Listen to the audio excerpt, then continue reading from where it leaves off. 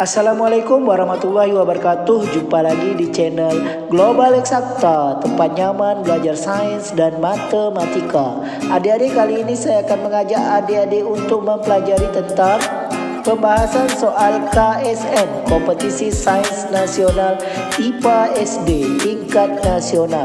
Jangan kemana-mana, tetaplah di video ini sampai habis. Bagi yang baru bergabung, mohon dukungannya agar channel kami terus berkembang dengan menekan tombol subscribe dan aktifkan lonceng notifikasinya agar tidak ketinggalan dengan video-video terbaru dari kami.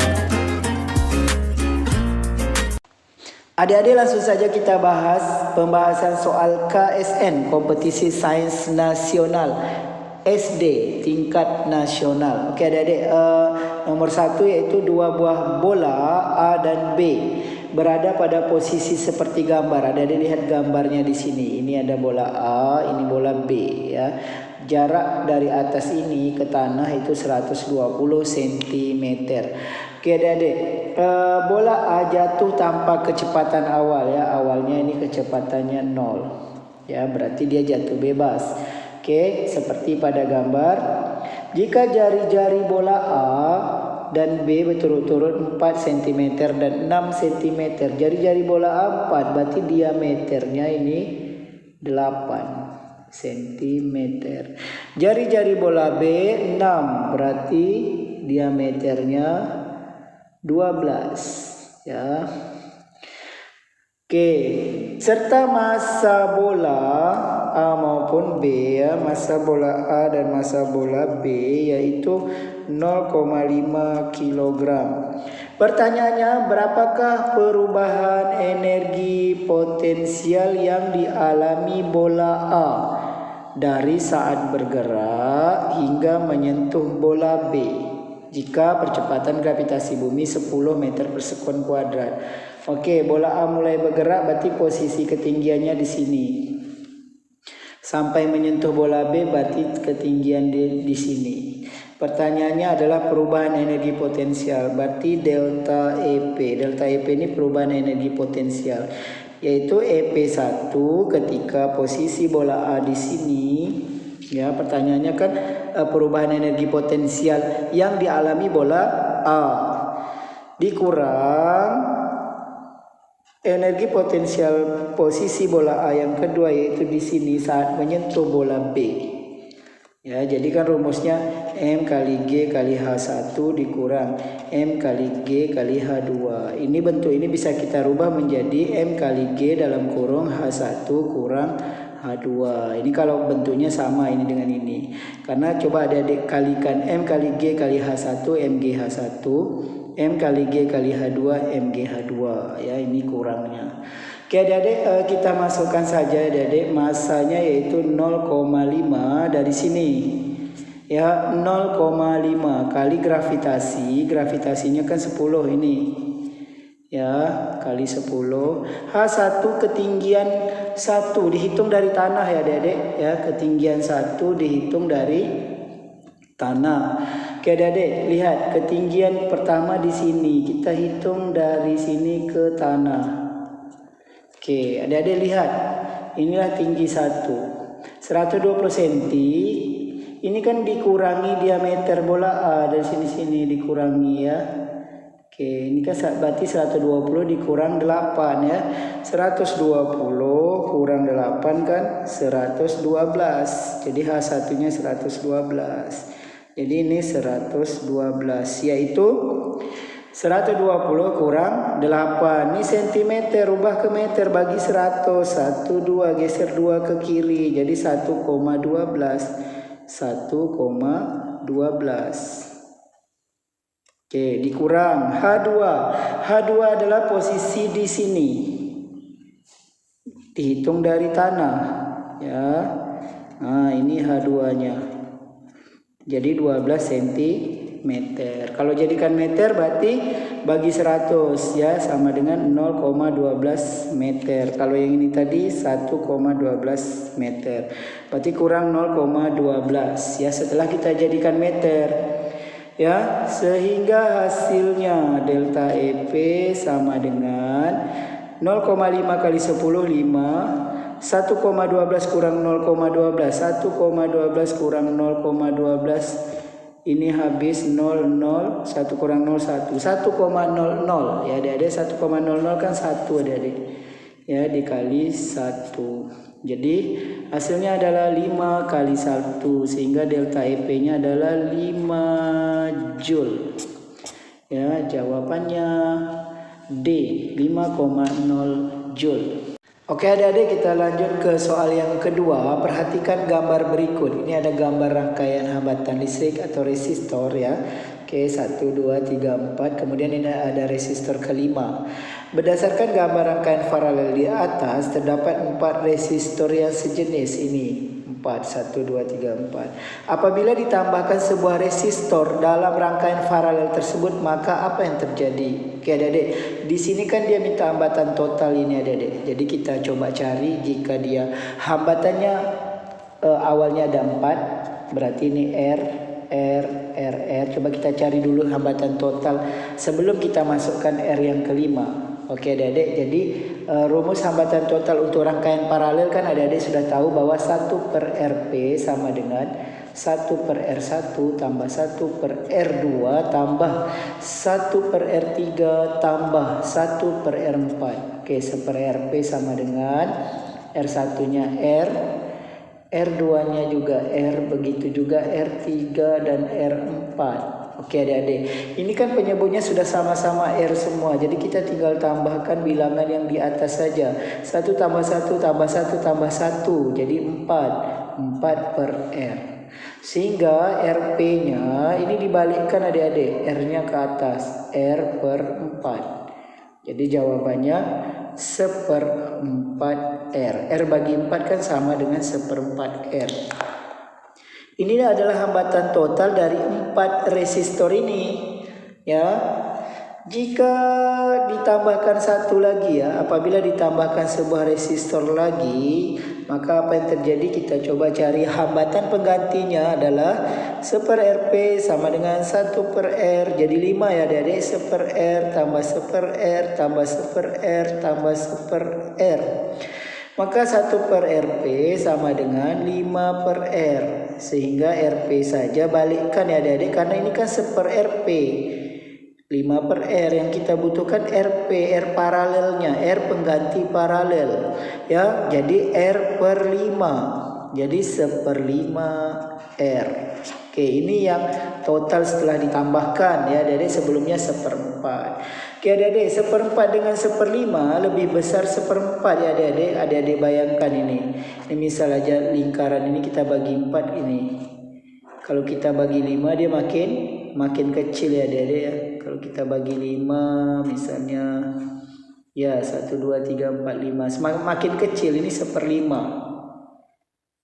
Ya, kalau ini 1/4 ya. 1/4 lebih besar. Jadi lebih besar ketika sebelum kita tambahkan satu lagi resistor. Hambatan total antara titik P dan Q. Maka setelah ditambahkan akan lebih kecil ya.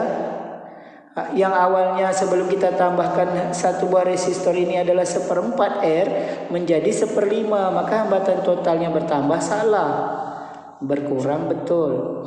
Hambatan total resistor P dan Q memiliki besar R, salah, karena besarnya 1/5 R. Harusnya ini 1/5 R. Besar hambatan total antara P dan Q menjadi setengah dari semula. Bukan setengah dari semula. 1/4 ke 1/5 bukan setengah dari semula. Kalau setengah dari semula maka akan 1/8 ya adik-adik. Ya, dibagi lagi 1/4 bagi 2 jadi 1/8. Jadi ini juga salah. Jadi jawaban yang benar adalah B. Hambatan total antara titik P dan Q berkurang.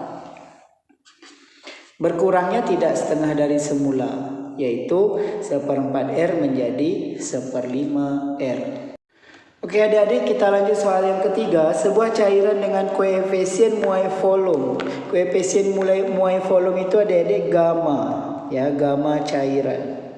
Ya, ditempatkan ke dalam suatu wadah yang memiliki beberapa bahan sebagai berikut. Jika aluminium, gamanya segini. Tembaga segini gamanya. Aluminium, tembaga ya. Ini gamma kaca. Ini gamma baja. Oke. Jika wadah berisi penuh cairan dan tidak memiliki tutup, ya, maka saat kenaikan suhu sama besar terjadi tumpahan cairan paling banyak untuk wadah yang mana? Oke adik-adik, kalau kita panaskan ya cairan itu di dalam wadah yang penuh, maka akan memuai. Yang memuai adalah wadah dan juga cairan. Oke, kita misalkan saja aluminium dulu ya adik-adik, aluminium. Misal ini ada wadah aluminium. Ini di dalamnya berisi cairan penuh. Ya, wadah aluminium gamanya 72 kali 10 pangkat negatif 6. Sedangkan wadah cairan ini adalah 9,6 kali 10 pangkat minus 4. Maka besarnya volume yang tumpah delta V-nya adalah perubahan volume ya, untuk mencari volume tumpahnya ya. Jadi adalah pemuaian dari cairan ya, delta V cairan dikurang perubahan volume dari aluminium. Ya, kita lihat delta V yang tumpah ya, volume air yang tumpah. Maka yang cairan adalah ya V0 kali gamma kali delta T dikurang. Ini juga V0 kali gamma kali delta T. V0-nya sama. Karena dalam wadah yang besarnya sama ya. Terus perubahan suhu yang dikasih juga sama. Jadi yang menyebabkan berbedanya adalah gammanya adik-adik. Adik-adik lihat di sini. Maka gamma yang cairan ini harus lebih besar dari gamma wadah, baru dia tumpah. Ya, karena lebih besar memuainya yang cairan, baru dia tumpah ya. Kalau cairan memuainya lebih sedikit, wadahnya lebih besar, maka tidak akan tumpah karena makin besar wadahnya.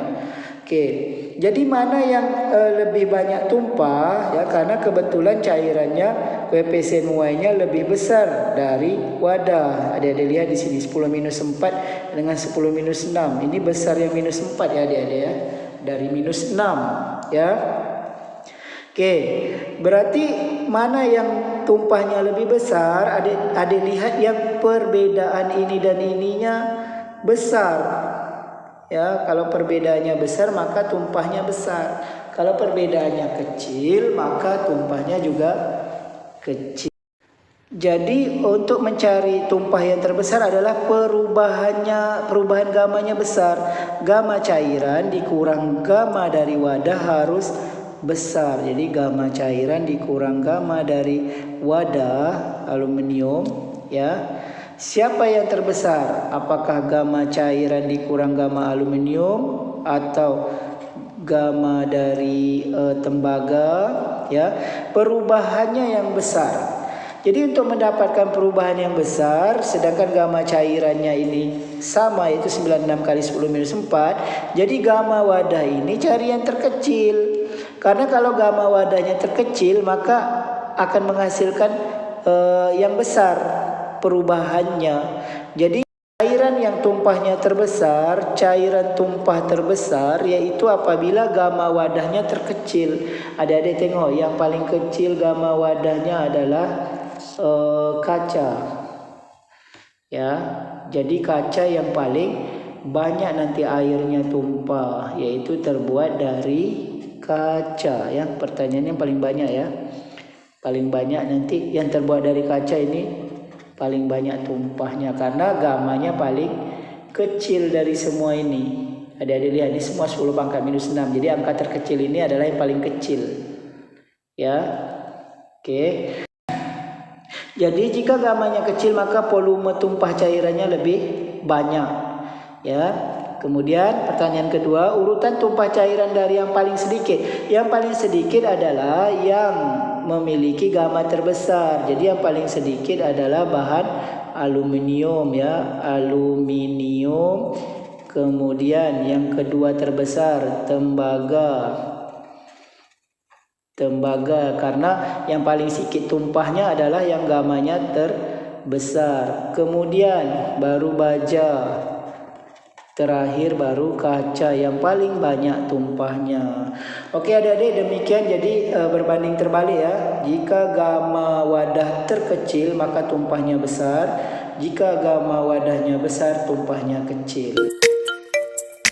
Oke adik-adik, semoga informasi singkat kali ini dapat membantu adik-adik yang lagi persiapan dalam menghadapi KSN, kompetisi sains nasional SD tingkat nasional. Demikian video kita kali ini. Terima kasih atas perhatiannya. Sampai jumpa pada video yang berikutnya. Jangan lupa like, share, dan subscribe channel ini.